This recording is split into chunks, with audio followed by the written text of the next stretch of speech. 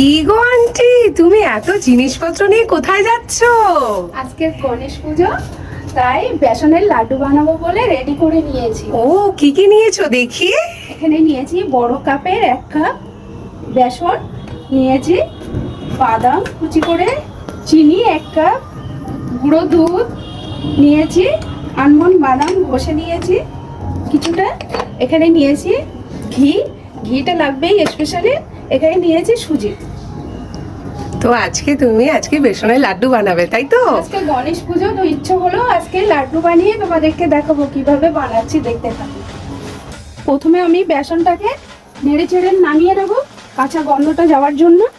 পাইপানটা আগে গরম করে নিতে হবে, নিয়ে তারপরে এটা এরকম ভাবে ভেজে নিতে হবে। এখানে আমার বেসনটা ভাজা হয়ে গেছে, গন্ধ বার হয়েছে, তো আমি এখন বেসনটা নামিয়ে নিচ্ছি।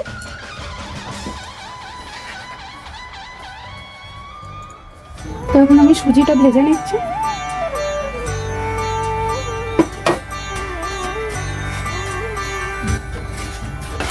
তো এখানে আমার সুজিটা ভাজা হয়ে গেছে, দেখুন লাল লাল হয়ে গেছে, তো নামিয়ে নিচ্ছি।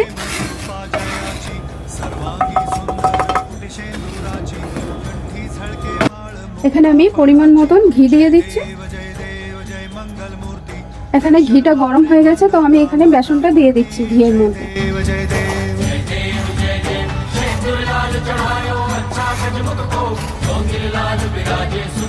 এটা ভালো করে নাড়াচাড়া করে ভালো ঘিটা মিশাতে হবে, বেসনে দিয়ে ভেজে নিতে হবে। খুব ভালো করে ভেজে নিয়েছি। এখানে আমি দিয়ে দিচ্ছি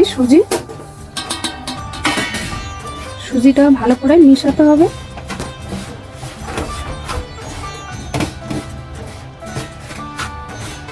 এখানে আমি দিয়ে দিচ্ছি আলমন্ড কুচি, এখানে দিয়ে দিচ্ছি চিনি হাফ পরিমাণ। এখানে ভাজা হয়ে গেছে, ভালো মতো মিশিয়ে এখানে আমি গুঁড়ো দুধটা গুলে নিয়েছি, তো এখন দিয়ে দিচ্ছি। दर्शन मात्रे मन कामना पूर्ति जय देव जय देव।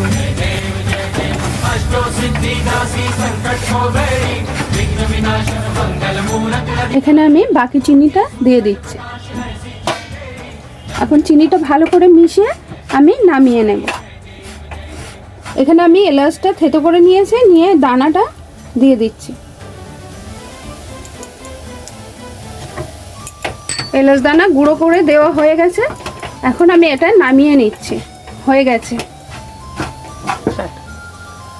তো এটা নামিয়ে নিয়েছি।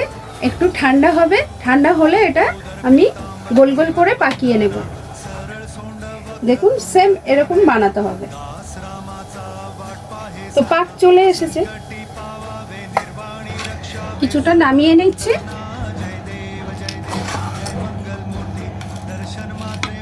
এখন আমি এটা পাকিয়ে নেব গোল গোল করে।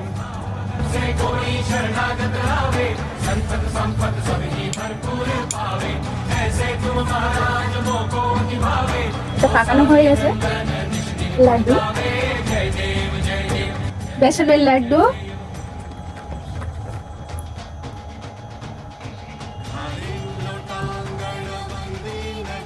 তো এক এক করে লাড্ডুগুলোকে এরকম ভাবে রেডি করে নিয়েছি।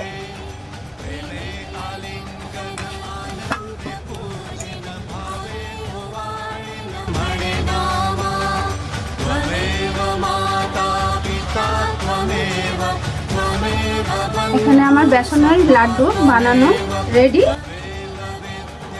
গণেশের জন্য। আপনারাও সহজে বানিয়ে নিন এরকম লাড্ডু, খেয়ে দেখুন। ভালো লাগলে অবশ্যই লাইক কমেন্ট শেয়ার করুন।